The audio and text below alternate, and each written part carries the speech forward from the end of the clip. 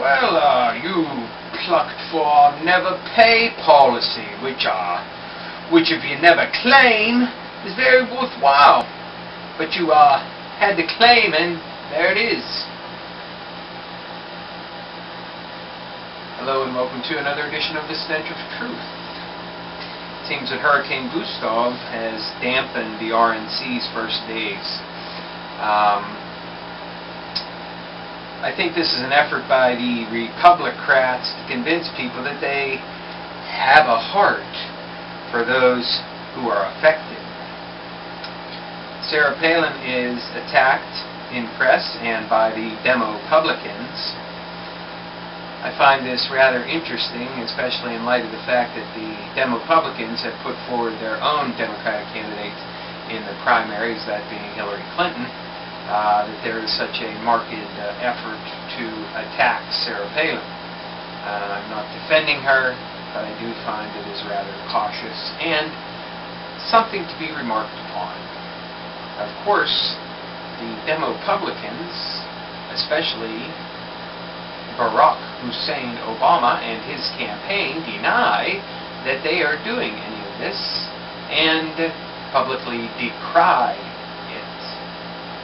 But of course, we all know that Barack Hussein Obama and his operatives and supporters are amongst the first fuckers who got on the bandwagon to start tromping and trashing Sarah Palin.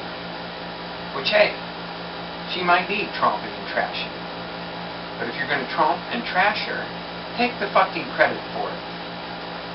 Don't try to pretend like you didn't have anything to fucking do with it. The RNC is also very busy trying to deny Ron Paul and certain of his supporters access to the Republican National Convention, which is pretty much as everyone thought it would be. I don't see any way that they can deny him access, but hey, it's not a democracy around here anymore. It's a total fascist dictatorship. So at the RNC, apparently just like in the DNC, they can decide to do whatever the fuck they want and tell everybody that they gotta toe the fucking party line. So they may just show Ron Paul the fucking door and tell him to get the fuck out. But I don't suppose that will matter very much anyway, because Ron Paul has his own counter-convention going on himself.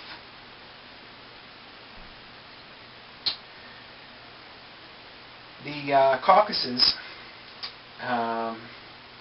region is still a very tense situation, with Georgia apparently rearming in an effort to take South Ossetia and possibly Abkhazia, while Russia recognizes both of those provinces as being quote-unquote independent states.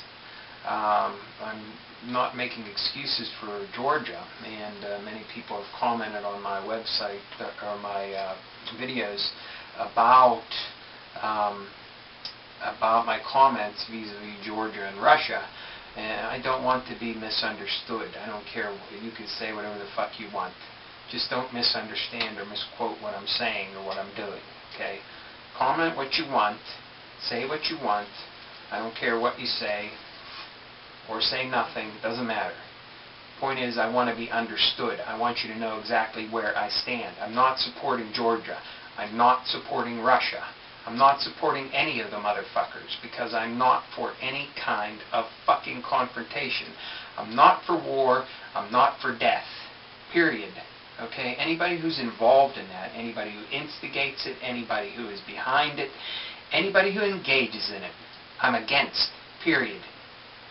Okay? So get your facts straight on that score. Now, the Caucasus are still a very deadly region, for the very reason that I stated, that Georgia is apparently rearming in an effort to eventually try and take over South Ossetia and possibly Abkhazia. We also have some action in the Ukraine, and the EU has put aside efforts for the time being to bring the Ukraine into the European Union, and it also seems as though NATO membership has been put on hold for the time being.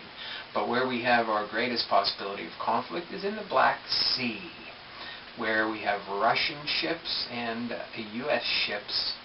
The U.S. ships supposedly going to deliver aid, while the Russian ships are supposedly there on peacekeeping efforts. Georgia has cut all diplomatic ties with Russia, and we have a very tense situation developing over there. Russia, of course, is sidling up to Syria, and they are continuing their cooperation agreements with Iran. And at the very same time, North Korea is starting to make serious sounds again in the international scene and in the way of nuclear development. So what are we to make of all of this? First of all, the Republicans trying to make it seem like they have a heart, delaying the festivities for the RNC until Gustav hit land and turned out to be not as bad as everybody thought it would be, but still a tremendous storm with a tremendous amount of property damage. And the attacks are pouring in on Sarah Palin, the only new player in this race, so it's something to be expected. But I hate the hypocrisy. If you're going to go dig up dirt on her, at least have the fucking balls to take credit for it. Don't sit there in your fucking chair or wherever the fuck you are and say, no, I don't believe in this attacking families business. When you know goddamn well it's your people and your operatives and your followers who are doing it. Barack Hussein Obama and the so-called liberal media. And I'm not defending Sarah Palin. I'm not saying she has a right to be vice president or should even be elected. I'm talking about the issue at hand. Okay? There is a great potential for war right now in the Caucasus region with Iran and also finally with Pakistan. We had an assassination attempt there, and we have supposed intelligence which says that terrorist groups and Al-Qaeda are pretty much running free throughout that country, which of course is a very grand pretext for a U.S.-led invasion and or airstrikes or some form of warfare, which I totally decry. But we're moving in that direction, folks, so you got to be prepared. If you have any military family members, be prepared not to see them for a long time, because any deployment that they currently have in Iraq, Afghanistan, or any of the numerous other places around the world where we should not fucking be, just means they're going to be transferred to some new battleground, whether that's Pakistan or Iran or Georgia or the Ukraine or the Black Sea or somewhere else in the Middle East. We're coming to a crisis here. And let us not forget, and finally, the economy.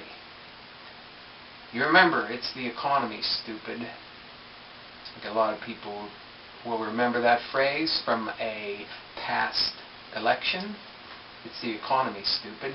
Well, the economy is important here in the United States because there are a lot of people who are suffering, either jobless or underemployed, or suffering from bank collapses and or mortgage foreclosures and the vicissitudes of fate and corporate greed.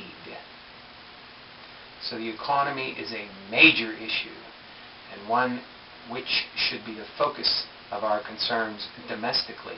But at the same time, we should not have our focus turned away completely from the possibility of engaging in a war which will mean the loss of life of way too many people. And that is one or more. Thank you. Good night.